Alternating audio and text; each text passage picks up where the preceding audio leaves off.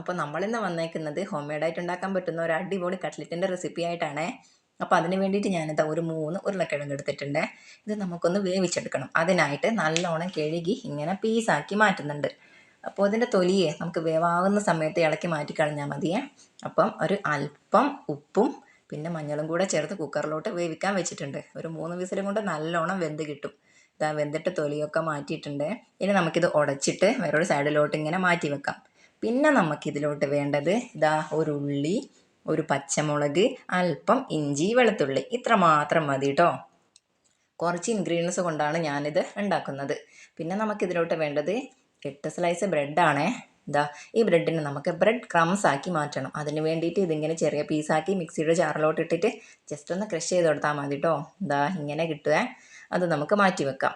പിന്നെ നമുക്കിത് ഉണ്ടാക്കാൻ തുടങ്ങാം. അപ്പോൾ അതാ ഒരു പേന് അടുപ്പിലോട്ട് വെച്ചിട്ട് നല്ലോണം ചൂടായി വരുന്ന സമയത്ത് ഒരു അല്പം വെളിച്ചെണ്ണ നമുക്ക് ഇതിലോട്ട് ഒഴിച്ച് കൊടുക്കാം കേട്ടോ. കുറച്ച് മതിയേ. ഇതാ കുറച്ച് വെളിച്ചെണ്ണ ഇതിലോട്ട് ഒഴിച്ച് കൊടുക്കുന്നുണ്ട്. വെളിച്ചെണ്ണ നല്ലോണം ചൂടായി വരട്ടെ. ചൂടാകുന്ന സമയത്ത് നമ്മൾ അരിഞ്ഞ് മാറ്റി വെച്ച ഇഞ്ചി വെളുത്തുള്ളി ഉണ്ടല്ലോ, അത് ഇതിലോട്ട് ഇങ്ങനെ ഇട്ട് കൊടുക്കാം. അതാ ഇട്ടപ്പോൾ തന്നെ വെള്ളമൊക്കെ ഇങ്ങനെ പൊട്ടിത്തെറിക്കുന്നുണ്ട് കേട്ടോ. പിന്നെ നമുക്കിതിലോട്ട് വേണ്ടത് നമ്മൾ അരിഞ്ഞ് വെച്ച പച്ചമുളകില്ലേ, ആ പച്ചമുളകും കൂടെ ഇതിലോട്ട് ഇങ്ങനെ ഇട്ട് കൊടുക്കുകയാണ് വേണ്ടത്. പച്ചമുളകും കൂടെ ഇട്ടിട്ട് നല്ലോണം ഇളക്കിയെടുക്കാം. ഫ്ലെയിം നല്ലോണം ഒന്നും വേണ്ട കേട്ടോ, കുറച്ച് മതിയേ. ലോ ടു മീഡിയം മതി, അല്ലെങ്കിൽ പെട്ടെന്ന് അങ്ങ് കരിഞ്ഞു പോവും. അപ്പോൾ അത് നല്ലോണം ഒന്ന് മൂത്ത് വരുന്ന സമയത്ത് നല്ലോണം അല്ല ജസ്റ്റ് ഒന്ന് വടി വരൂലേ, ആ സമയത്ത് നമുക്ക് ഉള്ളിയില്ലേ ചെറുതായിട്ട് അരിഞ്ഞിട്ട് ആ ഉള്ളി ഇതിലോട്ട് വാരിയിട്ട് കൊടുക്കുക കേട്ടോ. പിന്നെ നമ്മുടെ ചാനൽ ആരെങ്കിലും സബ്സ്ക്രൈബ് ചെയ്യാതെ കാണുന്നുണ്ടെങ്കിൽ ഒന്ന് സബ്സ്ക്രൈബ് ചെയ്ത് നമ്മളെ സപ്പോർട്ട് ചെയ്യണേ. പിന്നെ ഏതൊരു സാധാരണക്കാരന് പെട്ടെന്ന് ഉണ്ടാക്കാൻ പറ്റുന്ന രീതിയിലുള്ള റെസിപ്പീസാണ് കേട്ടോ നമ്മുടെ ചാനലിൽ കൂടെ ഞാൻ അപ്ലോഡ് ചെയ്യുന്നത്. ഇതൊക്കെ കുട്ടികൾക്ക് നല്ലോണം ഇഷ്ടപ്പെടുന്നൊരു ഐറ്റമാണേ. നമ്മൾ കടയിലൊക്കെ പോയിട്ട് വാങ്ങി കഴിക്കുന്നില്ലേ, പ്രിസർവേറ്റീവ്സൊക്കെ ഉണ്ടാവില്ലേ ഇതിൽ കളറോ വേറെ ഒന്നും ചേർക്കാണ്ട് നമ്മൾ ഹോം മെയ്ഡായിട്ട് ഉണ്ടാക്കുന്നല്ലേ. ടേസ്റ്റിന് ഒരു കുറവില്ല കേട്ടോ. കളറ് കുറച്ച് കുറവുണ്ടെന്നേ ഉള്ളൂ, പക്ഷേ ടേസ്റ്റ് അടിപൊളിയാണ്.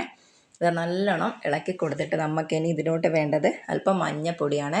മഞ്ഞപ്പൊടിയുടെ കൂടെ തന്നെ നമുക്ക് അല്പം ഉപ്പും കൂടി ആവശ്യമായിട്ടുണ്ട്. ഇതാ അല്പം ഉപ്പും കൂടെ നമുക്ക് ഇതിലോട്ട് ഇട്ട് കൊടുക്കാം.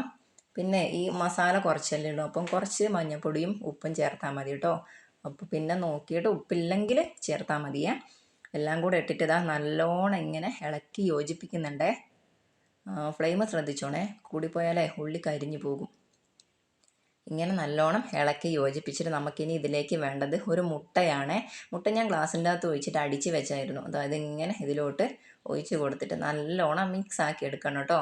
ഇതാ ഇങ്ങനെ നല്ലോണം മിക്സ് ആക്കി എടുക്കുക. അപ്പോൾ മുട്ട വെച്ച സമയത്ത് എനിക്ക് ഫ്ലെയിം അല്പം കൂട്ടാണ്ടി വന്നു, അതിന് ചൂട് കുറവായിരുന്നു. അപ്പോൾ മുട്ട പെട്ടെന്ന് അങ്ങനെ ഡ്രൈ ആയിട്ട് വരില്ലല്ലോ, അപ്പോൾ അതുകൊണ്ട് ജസ്റ്റ് ഒന്ന് ഫ്ലെയിം കൂട്ടിയിട്ടുണ്ടേ. എന്നിട്ട് ഇതാ നല്ലോണം ഇങ്ങനെ മിക്സ് ആക്കി എടുക്കുക. ഒന്ന് ഡ്രൈ ആയി വന്നോട്ടെ, എല്ലാ ഭാഗത്തും എത്തിയിട്ട് ഒന്ന് ഡ്രൈ ആയി വരുന്ന സമയത്ത് നമ്മൾ ഉടച്ച് മാറ്റി വെച്ച ഉരുളക്കിഴങ്ങില്ലേ, ആ ഉരുളക്കിഴങ്ങാണ് നമുക്കിതിലോട്ട് ഇട്ട് കൊടുക്കേണ്ടത്. ഇതാ ഉരുളക്കിഴങ്ങ് ഇങ്ങനെ ഇതിലോട്ട് ഇട്ട് കൊടുക്കുന്നുണ്ട്. ഉരുളക്കിഴങ്ങെല്ലാം കൂടെ ഇങ്ങനെ ഇട്ട് കൊടുത്തിട്ട് ഈ മസാലയുടെ കൂടെ നല്ലോണം മിക്സാക്കി എടുക്കുകയാണ് കേട്ടോ ചെയ്യേണ്ടത്. ഇതാ ഉരുളക്കിഴങ്ങൊക്കെ ഇതിലോട്ട് ഇട്ട് കൊടുക്കുന്നുണ്ട്. എന്നിട്ട് ഇങ്ങനെ മസാലയുമായിട്ട് നല്ലോണം മിക്സാക്കി എടുക്കണം കേട്ടോ. ഇതാ നല്ലോണം മിക്സായി വരുന്നുണ്ട്. മിക്സായി വന്നതിന് ശേഷം പിന്നെ നമുക്കിതൊരു പാത്രത്തിലോട്ട് ഇട്ട് കൊടുക്കാം കേട്ടോ. അപ്പോൾ അതാ തണിയുന്ന സമയത്ത് നമുക്ക് ആ ബ്രെഡ് ക്രംസ് ഉണ്ടല്ലോ, അതിങ്ങനെ ഇതിലോട്ട് ഇട്ട് കൊടുക്കാം. എന്നിട്ട് ഇതെല്ലാം കൂടെ നല്ലോണം കൂട്ടി യോജിപ്പിക്കുകയാണ് വേണ്ടത്. നല്ലോണം കുഴച്ചെടുക്കണേ. ഇതാ കുഴച്ചിട്ട് ഇങ്ങനെ ആക്കി എടുക്കണം. എന്നിട്ട് നമുക്കിത് കട്ട്ലറ്റിൻ്റെ ഷേപ്പില്ലേ, ആ ഷേപ്പിലാക്കിയിട്ട് ഒരു പ്ലേറ്റിലാക്കി മാറ്റി വെക്കാം. ഇതാ നല്ല ഭംഗിയിലേ കാണാൻ. കട്ട്ലറ്റിൻ്റെ ഷേപ്പാക്കിയിട്ട് ഞാനൊരു സൈഡിലോട്ട് മാറ്റി വെക്കുന്നുണ്ട്.